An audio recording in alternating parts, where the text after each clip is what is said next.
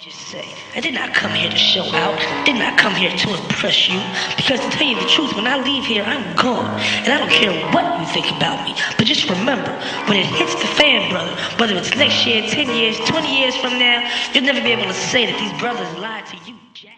Check yourself, what you feel, what you know, what is real, how you cope, what's your deal. Won't you stop, standing still, move around, catch yourself. I believe that everything is art. I believe we all have a purpose. I understand it takes hard work and dedication to get where I want to be.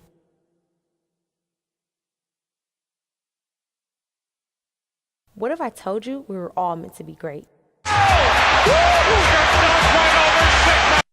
Would you believe me? Or what if I told you that because of violence, you or someone you may know won't get that chance? Would you believe me? I'm Christine Turner, aka Butter Dash, and this is Project 216. All I care about is money and the city that I'm from. I'ma sip until I feel it, I'ma smoke it till it's done. 20-year-old Kenneth Smith of Euclid says she was stunned when she was notified on Saturday that her son had been shot and killed by an off-duty Cleveland police officer as he sat in a car that had been stopped by police in downtown Cleveland after a shootout between two groups of people in the parking lot of Wilbert's Bar. The coroner says Kenneth Smith, an aspiring rap artist, died of a gunshot wound to the head. What type of protocol is that to just shoot someone a deadly shot? We learned today that the number of murders in Cleveland was up in 2012 compared to the year before. In fact, there were 23 more homicides in the city last year than in 2011. News Channel 5's Michael Baldwin spent some time today with Councilman Jeff Johnson, whose work covers part of that affected area, the 5th District. Probably the most well-known murder of 2012 was that of Emiliano Terry, allegedly killed by his mother and found at a waste plant. Another murder happened on East 69th Street, where 30-year-old Jessica Harrell was stabbed 65 times. Just 2 of the 97 murders committed this year, up 30%. In 2011, there was 74. And ground zero in Cleveland has been the city's northeast side. Well, the northeast part of the city of Cleveland is where the highest incidence of violence has occurred. Ward 8 Councilman Jeff Johnson took me on a ride through his district, which has seen some tough times. We're going to East 99th off of St. Clair, which is the site of the most recent homicide in this area. It was a home invasion. 2 people kicked in the door while a family was inside. A 25-year-old man was shot and killed. Police suspect it was drug-related. A total of 9 victims were inside the house just days before Christmas when the 25-year-old was murdered. On March 10th, 2012, a shooting of an upcoming rapper, followed by shootings of my brothers and sisters, senseless deaths, inspired me to do a film. I had never done a film in my life. And at the time, I simply just didn't have time to do the film. In June of 2012, I was involved in a 4-car accident. And at that time, the only thing that I can think about is what if no one was able to hear about Project 216. In my effort to raise awareness for violence, I decided to share my story. Cleveland, the most dangerous city in Ohio and one of the roughest cities in the country. Cleveland, mostly known for Bone Thugs and Harmony, LeBron James, but there is another side of Cleveland that is gang and crime infested, given the nickname Thieveland. With violence and drugs thriving here, the streets are always live. I headed to the city while still conducting my study in the St. Clair area. I was able to get an interview with one of the most influential people in the city. A coach, a mentor, not to mention the father of one of the best football players in the league, Ted Ginn Jr. of the San Francisco 49ers. Back in New York City, I spent day and night still working on Project 216, emailing anyone who could possibly help me or trying to get an interview.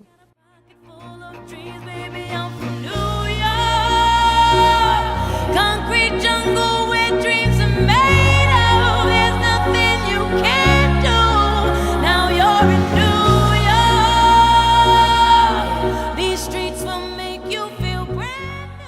Next thing I know, it was time to head back to Cleveland.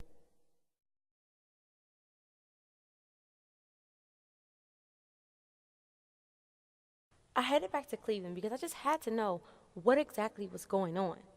With a household income a little over $16,000 and an unemployment rate at 7%, a graduation rate at 52%, something just didn't seem right. Because if none of these people were working or making any money, then how are they sustaining? So I set out to talk to some locals. I rode around and finally I came across some teens. I'm doing a documentary on Cleveland. Y'all was random people who I just saw. So I want to talk to y'all. Don't do no snitching on the video, man. None at all. Don't drop. We don't do no name dropping, no snitching, no name, no faces like that. I grew up out here, so I'm kind of used to it. Yeah. People around here got balls. They do what they please if they think they can. What that mean, though? If you a lame out here, you got people that are stealing you. That's why you gotta know who people is. What does that even mean? All right, we gonna take any hood for real. Everybody from that hood, they'll walk around, see what you got in your pockets for real. Just up the block, as you can see, there were bandos everywhere.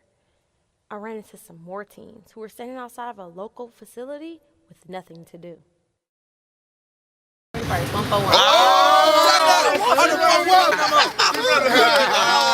see she Louis out everything. Yeah, you see it on the back. Lakeview, LV, all on there. All on there. What did you say? What's the numbers you just said? 141. Hey, they proud as fuck. Can I get on the couch? Oh, we on the couch? Oh, you on camera? No, let us talk. No flexing right now, dude. Get back to the point, because why does it matter about another set or another hood? You know, they not no hood. Yeah, like, it's not disrespect. You feel me? He has a disrespect factor. My dad people say it's more than hood. See, when you say fuck the street, that's like saying fuck everybody, because that's what you mean. You're not gonna say fuck the street. You're saying fuck the people that claim it. So it's not. They be like, how do you claim anything if you don't own any? That's where you from. My mama own the house that we live in right now. Own that. It's just where you from, where you grew up at. You feel me? Where you rock. Yeah, where you rock. I grew up on the west of St. Clair, and I ain't gonna never change. Hey, look. Please take caution, because what you're about to witness is things go from bad to worse. I'll beat somebody's ass right here. Ramble on all this ridiculousness I'm saying, but like, y'all way more lost than I thought y'all was. Like, I'm saying, like, fuck you, you fat ass bitch. Give me my phone. I swear to God, my mama gotta work. I was so excited that these guys would even talk to me. I went from talking to 6 guys to 5 guys to 4 guys to 3 guys to 2 guys. The fact that this was actually happening while we were there proves that this happens all the time. For some kids, this is just the reality of everyday life. On that note, I'm headed back to New York. It was my first time voting. The 2012 election, I was super excited. As you might imagine, I disagree with the Supreme Court's decision. Obamacare was bad policy yesterday. It's bad policy today. Luckily, he didn't win. Since Friday morning, a police officer was gunned down in Memphis, leaving 4 children without their mother. 2 officers were killed outside a grocery store in Topeka. A woman was shot and killed inside a Las Vegas casino. 3 people were shot inside an Alabama hospital. A 4-year-old was caught in a drive-by in Missouri and taken off life support just yesterday. Each one of these Americans was a victim of the everyday gun violence that takes the lives of more than 10,000 Americans every year. Violence that we cannot accept as routine. With so much going on in New York with the presidential election and Hurricane Sandy, I couldn't wait to get back to work. We were nearly a month away from releasing Project 216, back on the streets of Cleveland. Cannot even explain like how excited I am to start Project 216 on Monday. I was supposed to fly out on Sunday, which is tomorrow, but I ended up coming 2 days early. One to spend time with my family, and 2, to hang out. To understand the violence, you must first understand the culture. There's not a lot of love around here. Because I spend so much time like defending Cleveland to other people, I think it's so wrong. I mean, man, we got people who nobody ever even heard of. Like, I remember being like that too when I was here. And that's why I think it's a Cleveland thing. Like here, I don't drink the water. Like, I just don't. I just feel like no one wants to be original. Everybody wants to be the same. But like, I mean, I do feel like everybody do the same shit, wear the same stuff, do the same hairstyles, or like it just everything is just so the same. But it's like people look up to other people and they just be riding their coattails so hard. Oh my goodness. And I feel like if I'm not doing what you're doing, then I'm jaded. Yeah, that's how I feel. I had tweeted that. Like I had said, relax, damn. You act like I don't know what I'm doing. I did it for a living, Christine. DC, I don't care. I don't want to lean to the side on 2 wheels. Like that's not what we on tonight. A few people who I emailed. Let me check. This is a lady who I sent it to, and it's so funny how they get so uptight because she got real uptight right here.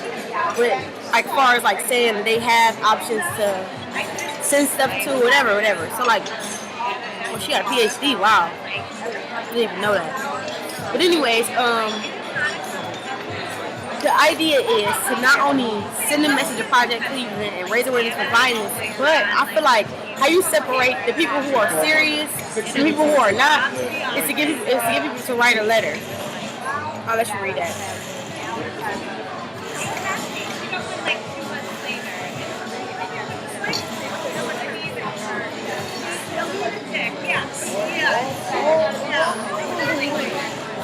You know what's crazy about this? If you look at it and think of it, these are the older people trying to reach out to That's I said. You know let me show you what I sent though. Let me show you what I sent though. Let me show you the actual proposal. I have it. Here it is, right here. You can start. I'm gonna delete that, but it's okay. Even when we was in high school, they had a program. We didn't even have to go to that because it ain't cool to do that. It ain't cool. But like the thing is, of course it's there. Of course it's there. That's what I was told. But it's only there. But I just texted back and said, I emailed back and just said thank you. Because she don't get it. People in general, like people with higher power, they don't want anybody telling them what's best. And not only that, my thing about it is that I don't really care what programs you have in place. Right. Only thing I care about is the result. And the result shows me that your programs do not work. And that's what it shows. At least get these kids something different. Give them a chance. You know what I'm saying? They need something different. They need something different. They need to spark a change. That's what needs to happen. Spark a change. And now is the time. What better time than now? Black History Month, 216, our area code. What better time than now? But the thing is, like, where my mind is, when it's something like this, and like say like we're small people trying to do this because we necessarily don't have a name or a big corporation or anything. Right.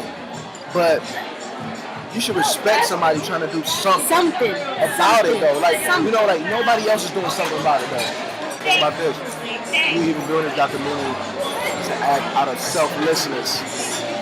You know what I'm saying? Even though you came from somewhere from the bottom and you made something out yourself, you still see where that bottom is. You know what I'm saying? And you acting out of selflessness because you know what? You want to give something back. And the best thing you can ever give back to somebody is knowledge.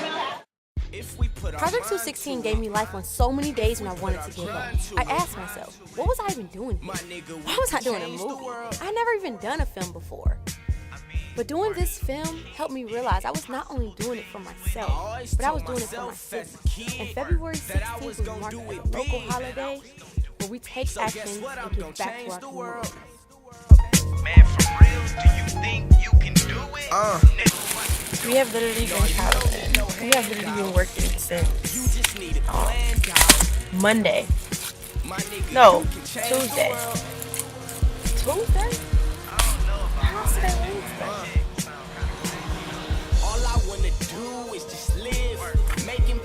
I have no idea. The only thing that I know is that I'm tired. What you're not understanding is everything needs to be dragged and dropped and put into place. Once it's dragged and dropped and put into place, then it can be edited, then it can be voiced over and narrated. Nothing, it's no skeleton right now. Ratchet ass news. That McDonald's story. Previously recorded, we dragged and dropped. Now hiring day shifts.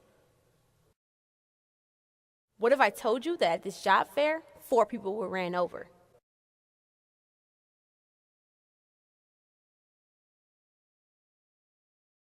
Would you believe me? What if I told you that a girl gets uppercutted on public transportation?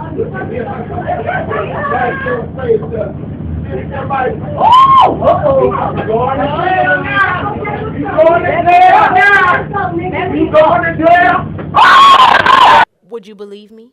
What if I told you that even though this has been routine for some of us, we've changed that reality?